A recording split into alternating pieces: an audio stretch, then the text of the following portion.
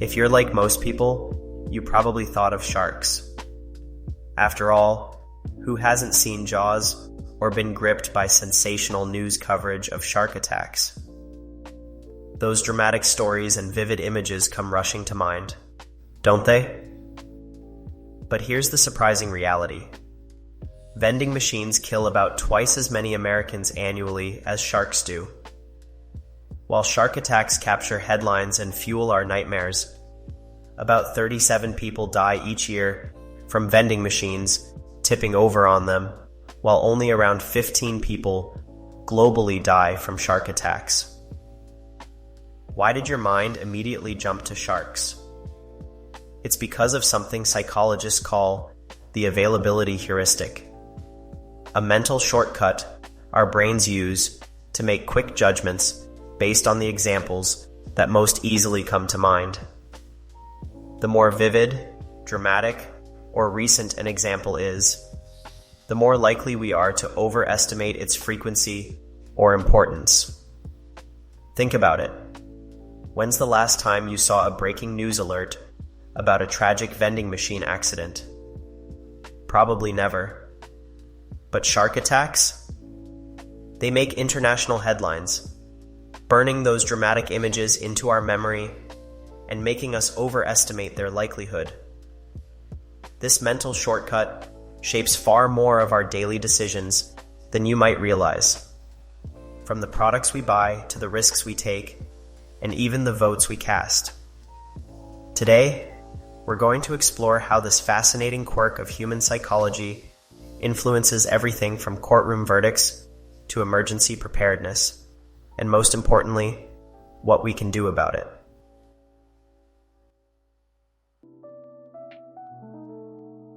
The availability heuristic is essentially our brain's Google search algorithm. But instead of showing the most relevant results, it shows us the most memorable ones. Imagine your memory as a vast library where some books are stored right at the entrance, brightly lit and easy to grab, while others are tucked away in dusty back corners. When making quick decisions, your brain naturally reaches for those easily accessible examples first. Let's try a quick experiment. Which do you think is more common? Words that start with the letter K, or words where K is the third letter? Take a moment to think about it. Most people guess that words beginning with K are more common because they can quickly think of examples like kitchen, kind, or knowledge. But in reality, there are far more words with K as the third letter, like take, bike, and acknowledge.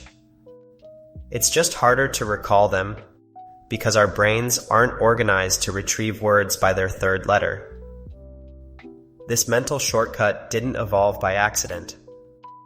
For our ancestors, it was a crucial survival mechanism. If someone in your tribe got sick after eating a particular berry, remembering that vivid example could save your life. If a certain path led to an encounter with a predator, that memorable experience would help you avoid future danger. Our brains evolved to prioritize dramatic, emotional, and recent experiences because historically, these were often the most relevant to our survival. Think of it like a searchlight scanning through the darkness of your memories. The beam naturally falls on the brightest, most attention-grabbing experiences first. A news story about a plane crash from last week? Brightly illuminated. Statistics about airline safety over the past decade? Hidden in the shadows. This system works remarkably well for many situations.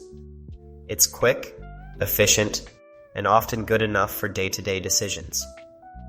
When you're deciding whether to eat at a restaurant, remembering your friend's recent food poisoning, there is probably more relevant than knowing their average health inspection score over the past 5 years. But in our modern world, where we need to make complex decisions about everything from investments to healthcare, This mental shortcut can lead us astray. The same mechanism that helped our ancestors avoid poisonous berries might now cause us to overestimate the risks of terrorism while underestimating the dangers of poor diet and lack of exercise. Consider how the media amplifies this effect. A study of news coverage versus actual causes of death revealed a stark mismatch. While chronic diseases like heart disease and diabetes are leading killers, they receive far less coverage than more dramatic but less common threats. Our brains, dutifully storing these vivid news stories in their easily accessible filing system, end up with a distorted view of real-world risks. So while the availability heuristic isn't a flaw in our mental operating system, it's more like a highly optimized feature that sometimes needs a manual override. Understanding when and how it influences our thinking is the first step toward making better decisions in situations where our instinctive judgments might lead us astray.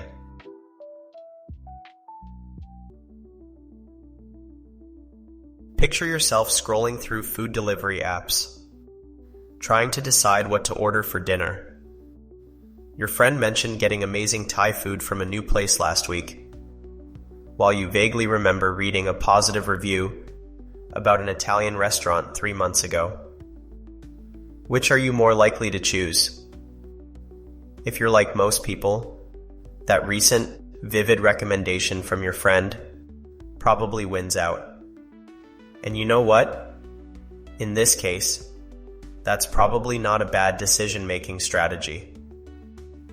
The availability heuristic, our tendency to rely on easily remembered examples, actually serves us remarkably well in many everyday situations. Let's look at where this mental shortcut shines. Consider how you navigate your daily commute. If you hit terrible traffic on a particular route yesterday, you'll probably avoid it today. You don't need to analyze years of traffic pattern data or conduct a detailed statistical analysis. That one vivid, recent experience is actually a pretty reliable guide. Restaurant choices offer another perfect example. According to research by Gallup, 93% of people base their dining decisions primarily on recommendations from friends and family rather than comprehensive review data. Why? Because those personal, memorable experiences from trusted sources are often more reliable predictors of our own potential experience than aggregated ratings from strangers. The availability heuristic proves particularly valuable in situations involving personal safety. If you hear that a friend was mugged while walking through a particular neighborhood at night, you'll probably avoid that area after dark. You don't need crime statistics to make that decision. That one memorable example is enough to trigger a reasonable precautionary response. But when does this mental shortcut work best? There's actually a clear pattern. The availability heuristic tends to be most reliable when 1. The decision is relatively low stakes. 2. Recent experiences are genuinely representative. 3. Quick action is more valuable than perfect accuracy. 4. The environment isn't changing too rapidly. Think about choosing a grocery store checkout line. Your recent experience of one line moving faster than another is probably quite relevant. The conditions haven't changed dramatically since your last visit. The stakes are low, a few minutes of your time, and making a quick decision is more valuable than spending time analyzing every possible factor. Or consider how you dress for the weather. If you felt cold yesterday, wearing just a light jacket, that recent experience is a reliable guide for today's clothing choice. You don't need to consult historical weather patterns or analyze temperature trends. That immediate, available memory serves you well. The beauty of the availability heuristic in these situations is its efficiency. Research has shown that we make approximately 35,000 decisions each day. If we tried to thoroughly analyze each one, we'd be paralyzed. By relying on readily available examples for these routine choices, our brains free up cognitive resources for more complex decisions that genuinely require deeper analysis. But here's where it gets interesting. Understanding when the availability heuristic works well also helps us identify situations where it might lead us astray. When the stakes are high, when conditions are rapidly changing, or when recent experiences might not be representative, that's when we need to be more cautious about relying on easily remembered examples. As psychologist Daniel Kahneman notes, the availability heuristic is not always wrong. If you live in a neighborhood where break-ins have recently occurred, you should be more worried than if there were no break-ins. The key is recognizing when this quick, intuitive judgment serves us well, and when we need to override it with more systematic thinking.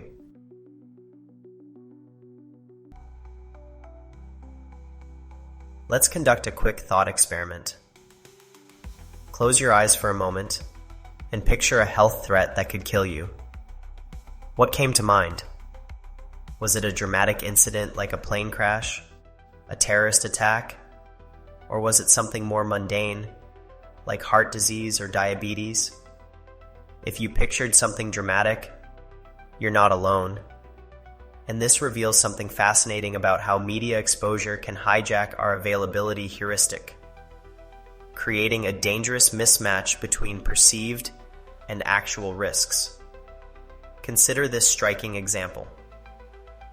In the aftermath of 9/11, many Americans switched from flying to driving for their trips, believing it to be safer. The result? An estimated 1,195 additional highway deaths in the year following the attacks. The vivid, dramatic nature of the terrorist attacks made flying feel more dangerous, even though statistically, you're still far more likely to die in a car accident than a plane crash. The media plays a crucial role in this distortion. A study analyzing news coverage versus actual causes of death revealed some startling disparities. While tobacco use causes nearly 440,000 deaths annually in the United States, it receives relatively modest media coverage. Meanwhile, dramatic but less common threats receive disproportionate attention. Poor diet and physical inactivity, responsible for about 503,000 deaths annually, receives more than 4 times the media coverage of tobacco-related deaths. Why does this matter? Because our brains use this readily available information to make risk assessments and decisions. The more coverage a threat receives, the more examples our minds can easily recall, and the more dangerous it seems, regardless of actual statistics. This effect is particularly evident in crime reporting. While violent crime rates in many areas have decreased over the past decades, 24/7 news coverage of criminal incidents often makes people feel less safe. Research shows that exposure to news about violent crimes can persuade 4 to 8% of viewers to alter their behavior, even when local crime rates remain unchanged. The manipulation of availability bias through media isn't always accidental. Marketing campaigns, deliberately exploit this psychological tendency. Studies show that businesses incorporating cognitive biases into their marketing campaigns see an average increase of 37% in their conversion rates. They do this by ensuring their brand stays top of mind through regular updates, vivid storytelling, and memorable content. But here's where we start to see the availability heuristic breaking down. When making decisions about complex issues like public health, economic policy, or personal safety, relying on easily remembered examples can lead us dangerously astray. The most memorable incidents are often the least representative. Consider how this plays out in healthcare decisions. A study of cancer risk perception found that individual differences in perceived risk are poorly correlated with actual risk levels.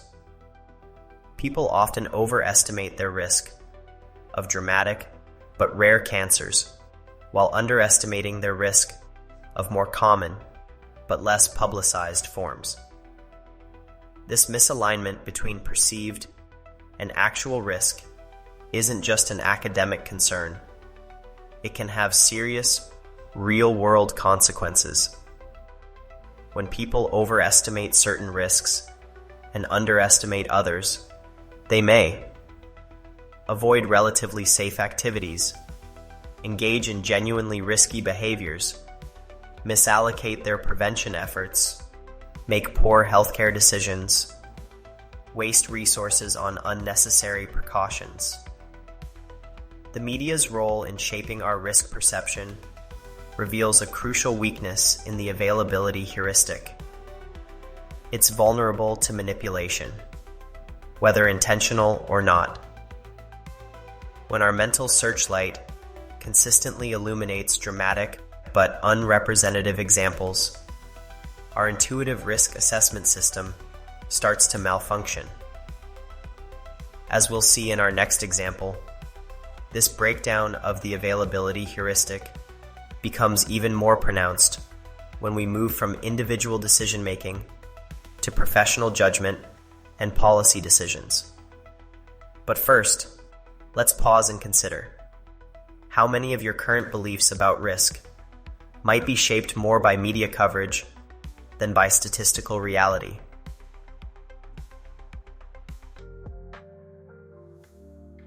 When a doctor diagnoses a patient or an investment advisor makes portfolio recommendations, we'd like to think they're operating purely on data and expertise.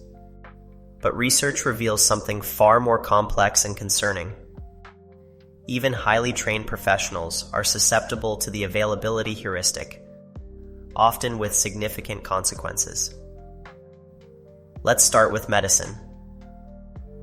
A Johns Hopkins study found that diagnostic errors leading to serious harm are predominantly associated with vascular events, infections, and cancers. More tellingly, failures of clinical judgment are identified as causes in more than 85% of these misdiagnosed cases. Consider this scenario. A doctor who recently saw a severe case of influenza might be more likely to diagnose subsequent patients with similar symptoms as having the flu, potentially missing other conditions. This isn't mere speculation. Studies show that physician pilots, despite their analytical training, have a death rate 4 times that of the general pilot population when flying, often due to overconfidence and relying on readily available examples rather than comprehensive risk assessment. The financial sector provides even more striking examples. During bull markets, investment decisions are frequently influenced by price anchors, prices deemed significant because of their closeness to recent prices. This anchoring heuristic makes more distant returns seem irrelevant, leading to potentially costly misjudgments. According to a survey by the National Financial Capability Study, younger investors are particularly susceptible to this bias, with 23% of investors under 35 making high-risk margin purchases compared to just 3% of those over 55. While 90% of charitable donations for disaster relief go toward immediate needs following highly publicized events, only 10% is allocated to preparation, recovery, and rebuilding efforts. This skewed allocation isn't based on effectiveness. It's driven by the availability of recent, dramatic events in decision-makers' minds. However, some professionals and organizations have developed effective strategies to counter this bias. Here are the patterns that emerge from successful debiasing efforts. 1. Systematic checklists. Medical professionals using standardized diagnostic protocols. Investment firms implementing rigid risk assessment frameworks. Emergency responders following structured decision trees. 2. Data-driven benchmarking. Regular comparison of decisions against statistical norms. Tracking outcomes over time. Identifying patterns of bias in historical decisions. 3. Peer review systems. Multiple independent assessments. Regular case reviews. Cross-disciplinary consultations. 4. Technology integration. AI-assisted decision support tools. Automated risk assessment systems. Real-time data analytics. For instance, when financial advisors use technology tools to understand client risk tolerances and financial priorities, they're less likely to be swayed by recent market events. Similarly, hospitals that implement systematic diagnostic protocols see significantly lower rates of misdiagnosis. The stakes here are enormous. An estimated 795,000 Americans die or are permanently disabled annually due to misdiagnoses, while poor investment decisions based on recent market performance can cost individuals their life savings. But there's hope in this data too. When organizations actively implement debiasing strategies, the results can be dramatic. Hospitals using structured diagnostic protocols see up to a 40% reduction in serious diagnostic errors. Investment firms that enforce rigid risk assessment frameworks show significantly more stable long-term performance. The lesson here isn't that professional expertise is unreliable. It's that expertise must be paired with systems that protect against cognitive biases. As Nobel laureate Daniel Kahneman notes, the goal isn't to eliminate intuitive thinking, but to know when to check it against more rigorous analysis.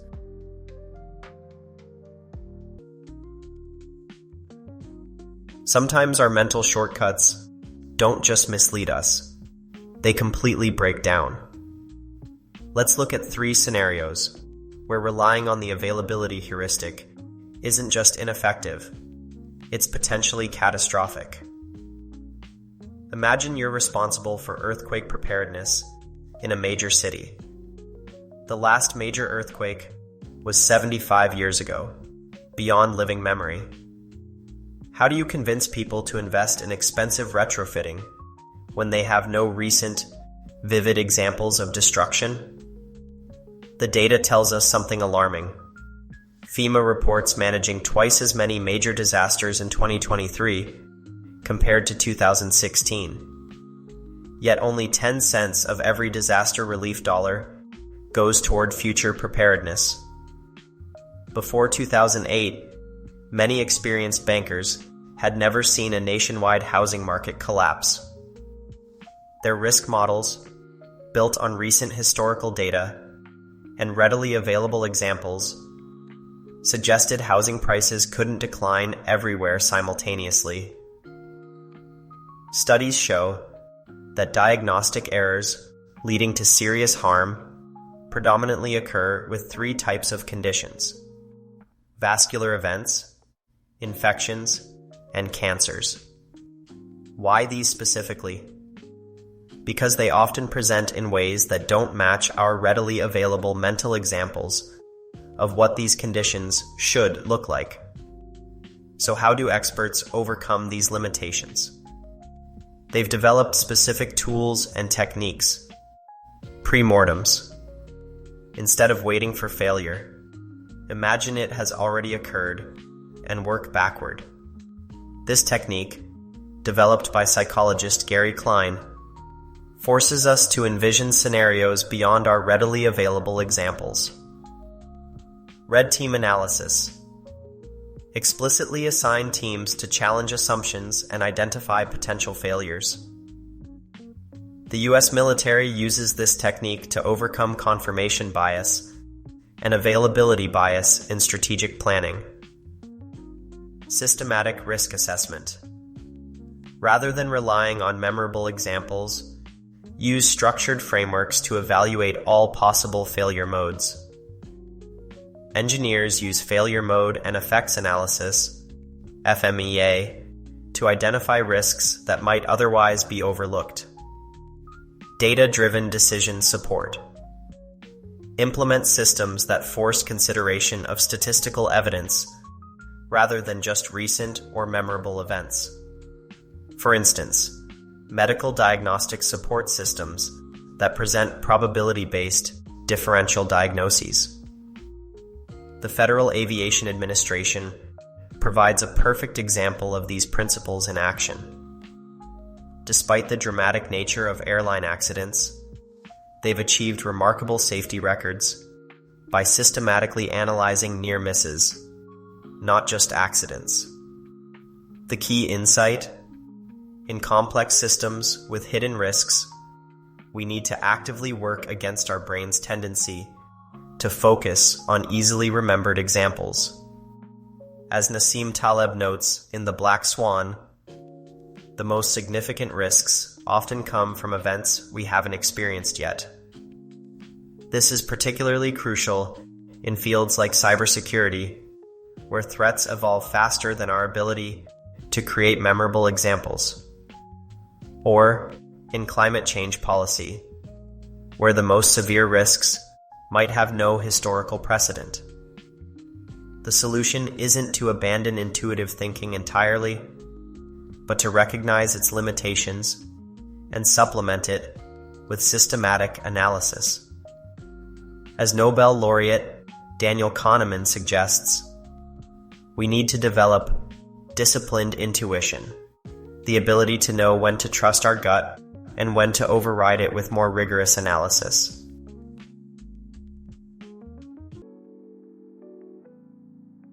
First, here's a simple decision tree to determine whether you should trust or question your immediate intuitive judgment.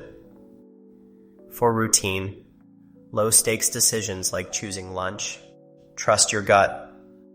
For major investments, pause for analysis.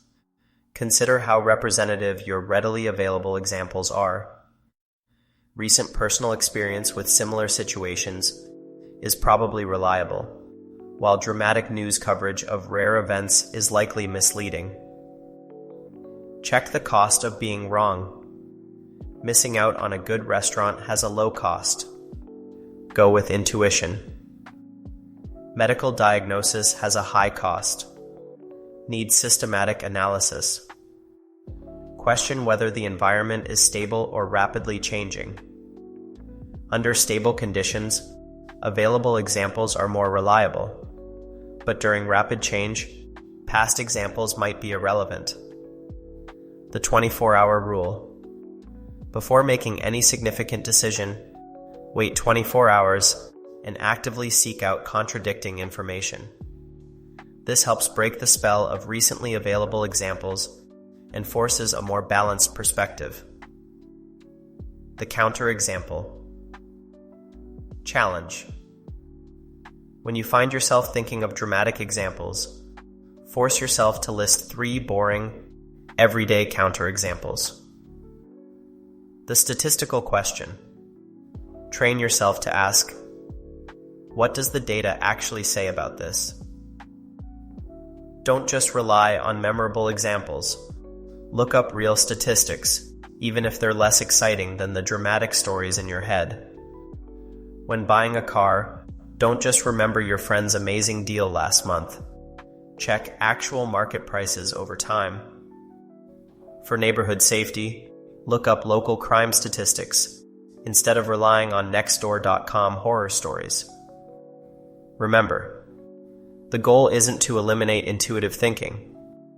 It's to develop what psychologists call metacognition, the ability to think about how we're thinking.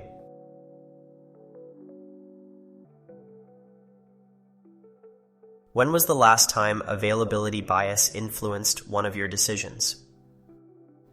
Think about a choice you made this week based primarily on what easily came to mind. Was it actually the optimal decision, or just the most memorable option? Consider your current career or education path. How much of it is shaped by dramatic success stories or recent examples versus comprehensive data about different fields? What opportunities might you be overlooking because they don't come readily to mind? Looking ahead, what specific strategy from today's discussion could you implement tomorrow to catch yourself when availability bias might be leading you astray? Which technique resonates most with your decision-making style? Finally, think about this. In what situations might quick, intuitive decisions based on readily available examples actually serve you better than slow, deliberate analysis? When might the availability heuristic be your friend rather than your enemy? The answers to these questions might reveal more about your decision-making patterns than you expect.